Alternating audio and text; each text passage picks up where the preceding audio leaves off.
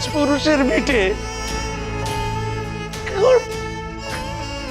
আমার পাঁচ পুরুষের ভিটে আমি জন্মেছি এই বাড়িতে, আমি বড় হয়েছি একটু একটু করে, আর সাথে আমি এই বাড়িটাকেও একটু একটু করে বড় হতে দেখেছি, জানিস?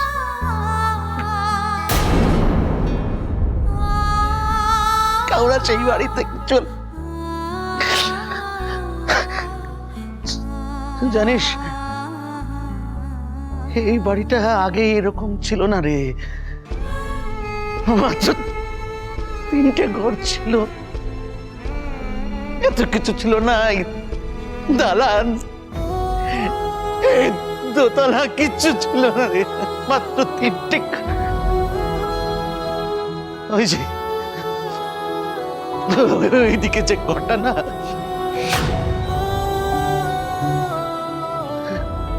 ওইদিকের ঘরটা আমার ঠাকুরদার ঠাকুমার ছিল, বড় খোকা ঠাকুরদা। আর এইদিকে শঙ্কর, শঙ্কর এই দিকের ঘরটায় বাবা, মা, আমি আর আমার দিদি। মনে আছে আমার দিদি আর মা খাটের ওপর শুতো, আর আমি আর বাবা বিছানা করে মেঝেতে। আমাদের ঘরে এখন তোরা যে খাটটা দেখিস না, সেটা সেটা তোদের ঠাকুরদা মানে আমার বাবার বিয়ের সময় পাওয়ার, কত পুরনো খাট।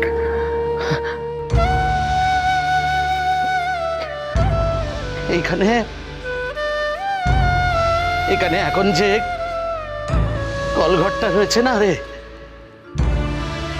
আগে এটা আলাদা ছিল। রাতের বেলায় আমাদের আসতে খুব ভয় করতো, এখানে আলাদা তো অন্ধকার মতো, খুব ভয় করতো। আর এই যে এখন যেখানে পাইস হোটেল, ওইখানে আগে না ধর্মার ছাউনি দেওয়া পাইস হোটেল ছিল, আর এই কলঘরটার পাশে আমাদের আমাদের একটা গোয়াল ঘর ছিল, আমাদের একটা গরুও ছিল। এরপর আমার বাবা আর ঠাকুরদা মিলে এই বাড়িতে আরো একটা ঘর তুললেন, ওই যে ওই যে ওইদিকে ওই যে ঠাকুর ঘরটা। আর ঠাকুরদা নিত্য হরগৌরীর পুজো করতেন, জানিস? আমার ঠাকুরদার নাম ছিল শম্ভুনাথ। শম্ভুনাথ মানে শিবের নামে নাম। ঠাকুরদা বলতেন, হরগৌরীর নিত্য পুজো করবে যে, হরগৌরী তার সাথে আছে, তার কোনোদিন কোনো বিপদ হবে না। কিন্তু কই কই গো ঠাকুরদা, ঠাকুরদা গো, তোমার কথা তো বললো না তোমার কথা। আমার মহেশ্বরী তো নিত্য হরগৌরীর পুজো করে, তাহলে আমাদের কেন এরকম দুর্দশা? কেন আমার এই কুলাঙ্গার ছেলে আমাদের কপালে এরকম দুর্দিন ডেকে আনলো কেন?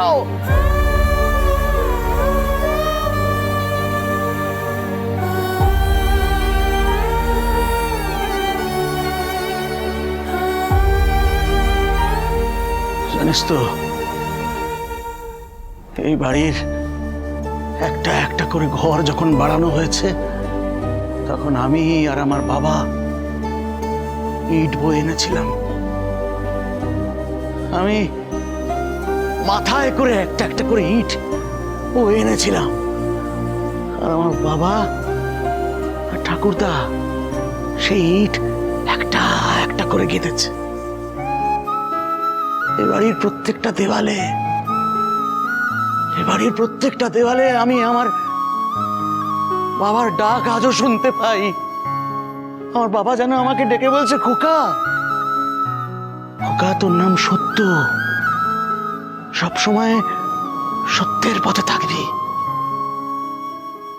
বাবা গো, বাবা,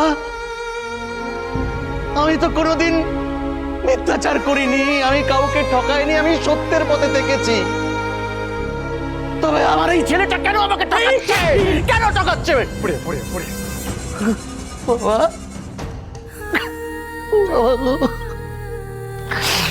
ঐশ্বরী, কি হলো বলো তো আমাদের?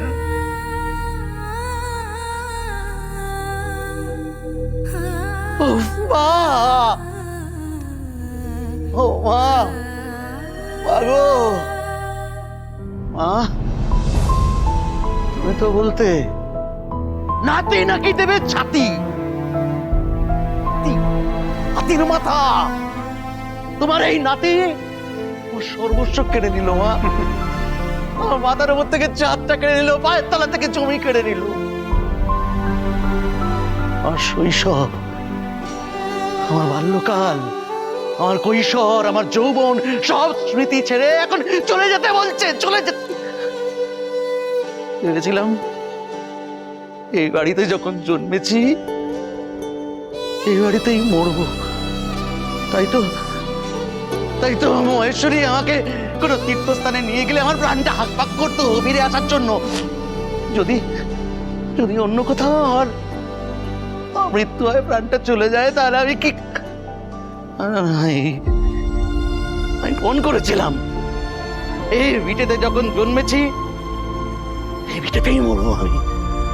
এই মহেশ্বরী গো, আমার বোধহয় সেটা আর হলো না, আমার বোধহয় এখানে আর মরাও হবে না।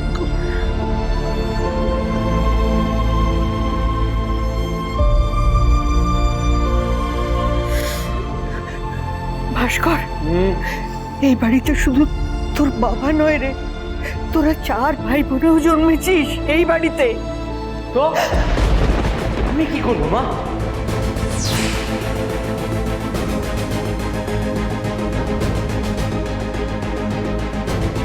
ভাস্কর রে,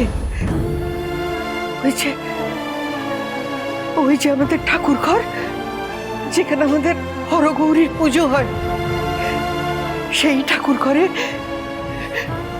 তোর তোর অন্নপ্রাশন হয়েছিল রে। তোর ঠাকুরদা তখন জীবিত, উনি তোকে কোলে বসিয়ে অন্নপ্রাশনের ভাত খাইয়েছিলেন, তোর নামকরণ করেছিলেন ভাস্কর। তোকে চুমুকে বলেছিলেন, সূর্যের মতন উজ্জ্বল হও দাদু ভাই। আর মহেশ্বরী, উজ্জ্বল উজ্জ্বল বলছো তুমি? গ্রহণ লেগেছে, গ্রহণ। হ্যাঁ, ঠাকুরদার দেওয়া সেই নামে গ্রহণ লেগেছে, অন্ধকার গ্রাস করেছে ওকে। হ্যাঁ, আর সেই অন্নপ্রাশনের ভাত ঢেকুর তুলে আমি এখন জাবর কাটবো, কত সব বাজে কথা।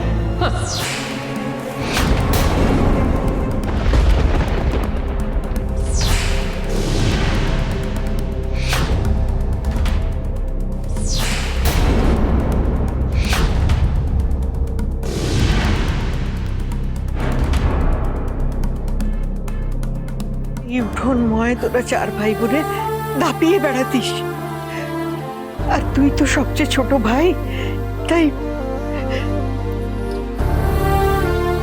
বড় খোকা শঙ্কর সব সময় তোকে আগলে আগলে রাখতো। ভাই না ব্যথা পায়, ভাই না কোনো কষ্ট হয়। আরে দিবাকর তো শুধু গরমের ছুটি, শীতের ছুটি আর পুজোর ছুটিতে আসতো। তোরা দুজন তো পিঠোপিঠি, তাই তোদের যেমনি ভাব তেমনি আড়ি, কি না করতিস দুজনে মিলে। আর আর যেদিন ওর ফিরে যাওয়ার সময় হতো, সেদিন এই উঠোনে পা ছড়িয়ে দুজনের কি আপোষ, নয়নে কান্না। ও যাবে না, তাই তোর পিসিমাকে জবরদস্তি আরো 7 দিন থেকে যেতে হতো রে ওর কান্না থামাতে। হ্যাঁ, আর সেই সুযোগটা ও এখনো নিচ্ছে। সেই যে কবে এসছে দেখো, এই বড় হয়ে গেছে এখনো আছে। জানো, এটা ওর বাবার বাড়ি।